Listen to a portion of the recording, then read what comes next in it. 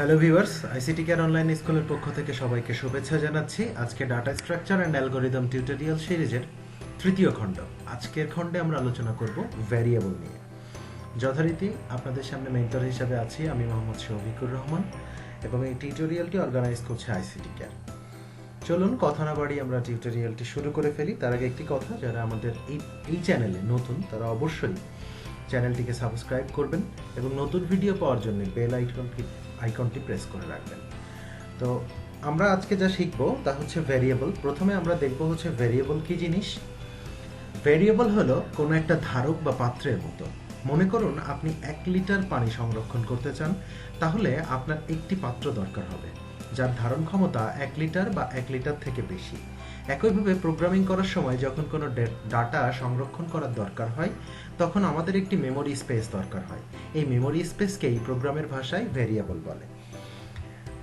Variable হলো মানে উপরে যে বলছি এই কথাটাকে আমরা যদি খুব শর্টে ডেসক্রাইব করতে চাই তাহলে কথাটা এরকম, আমরা সংজ্ঞা এভাবে পড়তে পারি যে ভ্যারিয়েবল হলো একটি কন্টেনারের ন্যায় যার জন্য মেমোরিতে নির্দিষ্ট পরিমাণ জায়গা বরাদ্দ থাকে এবং এই ডাটার মান প্রোগ্রাম চলাকালীন সময় পরিবর্তনশীল। অর্থাৎ পরিবর্তনশীল যে ডাটা সেটাকে আমরা ভ্যারিয়েবল বলি। উদাহরণ হচ্ছে ইন্টিজার এক্স। আমরা আমাদের ডাটা টাইপের টিউটোরিয়ালে ইন্টিজার সম্পর্কে আলোচনা করেছি, অবশ্যই সেই ভিডিওটি দেখবেন। এখন আমরা দেখব ভেরিয়েবল ঘোষণার নিয়ম। তো ভেরিয়েবল ঘোষণার নিয়ম নিয়ে আমাদের একটি টিউটোরিয়াল আছে যা ডেসক্রিপশন বক্সে লিংকে দেওয়া থাকবে, আপনারা সেখান থেকে বিস্তারিত দেখবেন। আমি শুধুমাত্র আলোচনা করছি। প্রথমেই যে নিয়মটি আছে সেটি হচ্ছে ঘোষণাকৃত ভেরিয়েবলের মাঝে কোনো ফাঁকা স্থান রাখা যাবে না। আন্ডারস্কোর ব্যতীত অন্য কোনো স্পেশাল ক্যারেক্টার ব্যবহার করা যাবে না। নিউমেরিক ক্যারেক্টারকে অবশ্যই ভেরিয়েবলের পরে বসাতে হবে। অর্থাৎ 1a এই কথাটাকে আপনি ব্যবহার করতে পারবেন না, a1 এটাকে ব্যবহার করতে পারবেন। কোনো কিওয়ার্ডকে ভেরিয়েবল হিসাবে ব্যবহার করা যাবে না। ভেরিয়েবল নামকরণে যে কোনো সংখ্যক ক্যারেক্টার ব্যবহার করা যাবে, তবে ভেরিয়েবলের নাম 31 ক্যারেক্টারের মধ্যে হওয়া ভালো। এগুলি হচ্ছে ভেরিয়েবলের শুধুমাত্র নিয়ম। আপনারা যারা আমাদের আগের টিউটোরিয়ালগুলি দেখেননি তারা অবশ্যই দেখবেন এবং ভেরিয়েবল ঘোষণার নিয়ম নিয়ে আমাদের একটি টিউটোরিয়াল দেওয়া আছে যার লিঙ্কটি আমরা ডেসক্রিপশন বক্সে দিয়ে দেবো, সেখান থেকে অবশ্যই দেখে নেবেন। এখন আসছি ভেরিয়েবলের প্রকারভেদ। ভেরিয়েবল সাধারণত দুই প্রকার, লোকাল ভেরিয়েবল এবং গ্লোবাল ভেরিয়েবল। নাম শুনেই আমরা বুঝতে পারছি লোকাল ভেরিয়েবল এবং গ্লোবাল ভেরিয়েবলের মধ্যে কি পার্থক্য হতে পারে। চলুন একটু জেনে নেওয়া যাক। লোকাল ভেরিয়েবল একটি প্রোগ্রামে যে কোনো ফাংশনে তৈরিকৃত ভেরিয়েবলই হচ্ছে লোকাল ভেরিয়েবল। যে কোনো ফাংশনে তৈরিকৃত ভেরিয়েবলই হচ্ছে লোকাল ভেরিয়েবল। এমনকি মেইন ফাংশনের ভিতর যে ভেরিয়েবল তৈরি করা হয় সেটিও লোকাল ভেরিয়েবল।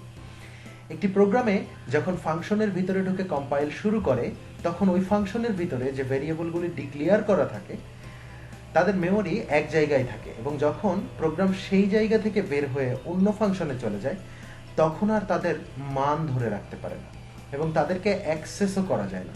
এটিই হলো লোকাল ভেরিয়েবল। আমরা লোকাল ভেরিয়েবল এবং গ্লোবাল ভেরিয়েবল নিয়ে দুইটি টিউটোরিয়াল আমাদের সি প্রোগ্রামিং টিউটোরিয়াল সিরিজের মধ্যে আপলোড করেছি। আপনারা যারা সি প্রোগ্রামিং টিউটোরিয়াল সিরিজটি দেখেননি তাদের জন্য প্লেলিস্টটি আমরা আমাদের ডেসক্রিপশন বক্সে দিয়ে দেবো, অবশ্যই দেখবেন। এবং আমাদের আইসিটি কেয়ারের যে গ্রুপ আছে সেখানে ভিজিট করলে আপনার টিউটোরিয়াল পেয়ে যাবেন।